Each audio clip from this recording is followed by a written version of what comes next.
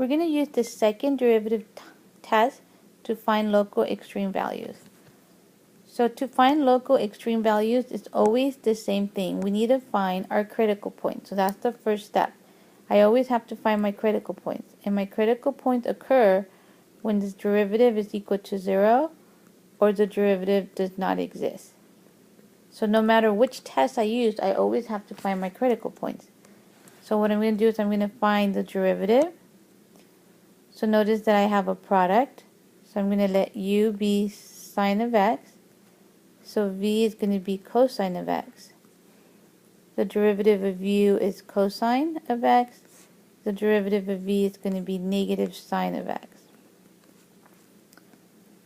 So my derivative is going to be the derivative of u times, let's try that again, the derivative of u times v plus the derivative of v times u. And it has a minus sign because of the negative. I just went ahead and multiplied them together. The negative sign times sine is just negative sine times sine of x. So cosine times cosine is just going to be cosine squared x minus sine squared x. So there's my derivative. I'm going to set that equal to 0, and I'm going to need to solve this. So I'm going to go ahead and move the sine squared to the other side, and I'm going to take the square root.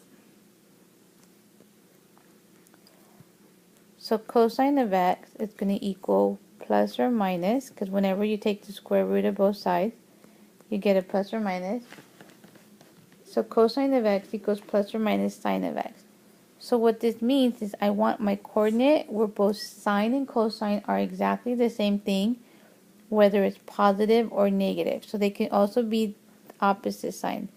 Well, there's only one on the unit circle, there's only one coordinate where both numbers are exactly the same. And that's going to occur at pi over 4. That's the square root of 2 over 2 and the square root of 2 over 2.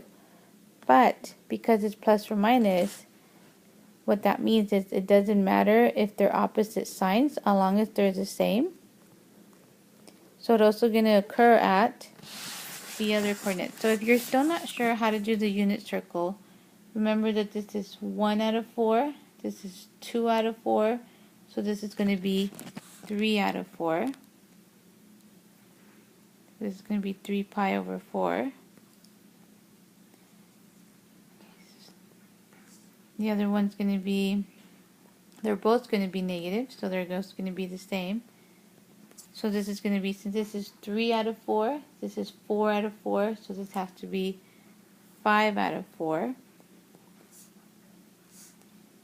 And then the last one is going to be a positive and a negative.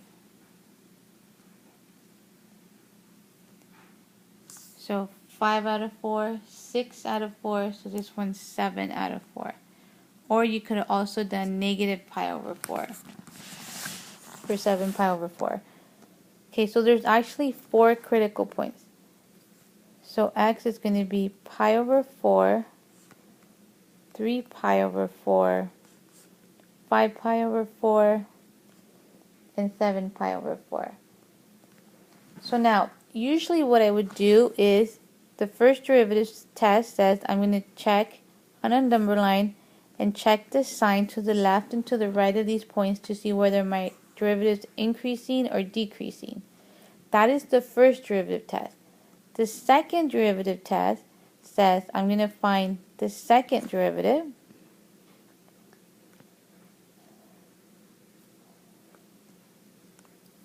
So my second derivative is going to be, I'm going to have to use the chain rule since my first derivative is cosine squared x minus sine squared x.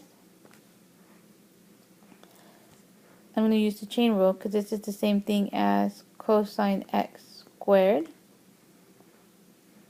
So I'm going to have 2 cosine x, everything on the inside stays the same, subtract 1, times the derivative of the inside. Same thing for my second one, it's going to be minus 2 sine of x times the derivative of the inside. So I'm going to have negative 2 cosine of x sine of x, and I'm just going to rearrange this term to be 2 cosine of x sine of x. So notice they're exactly the same term, so I'm just going to add them together. So my second derivative would be negative 4 cosine of x sine of x. So I'm going to use this as my second derivative test. So what I'm going to do is I'm going to substitute each of my critical points into my second derivative. So I'm going to start with pi over 4. So I'm going to have negative 4 times of pi over, cosine of pi over 4 sine of pi over 4. Well, this is going to be negative 4 times the square root of 2 over 2 times the square root of 2 over 2. So this is going to give me a negative number. Because it's a negative number, that means it's going, at this point it is concave down.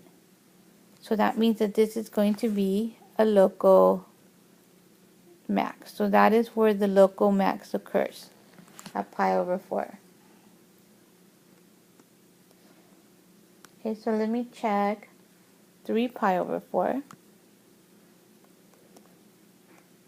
So I'm going to have negative 4 cosine of 3 pi over 4 sine of pi over 4.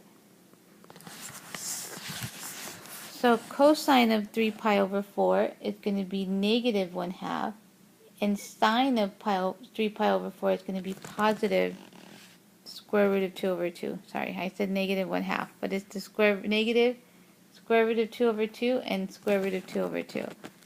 So I'm going to have negative times negative square root of 2 over 2 times the positive square root of 2 over 2. So this is going to give me a positive number. So what that means is that at pi over 4, this is concave up. Because it's concave up, that means I have a minimum. So this is where my minimum value occurs. Remember, this is we're just checking the x values. We just want to know where they occur, not what the extreme values are.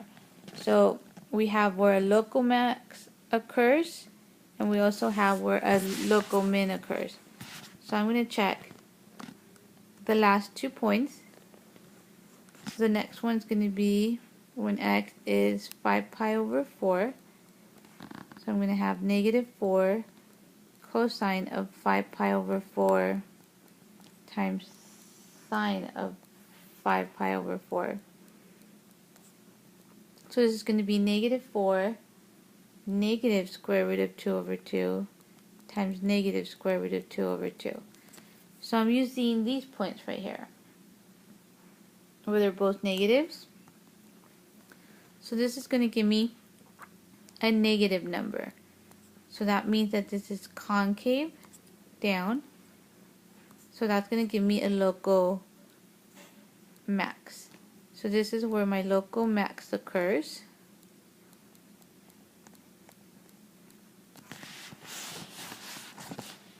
Okay, and then the last point is going to be 7 pi over 4.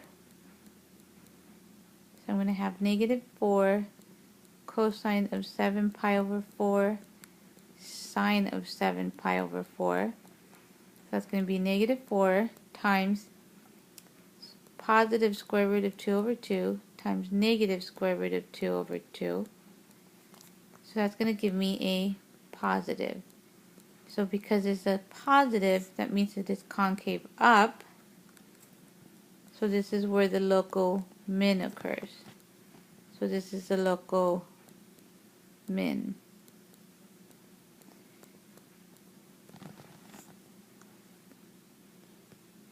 Okay, so I have 2 local mins and 2 local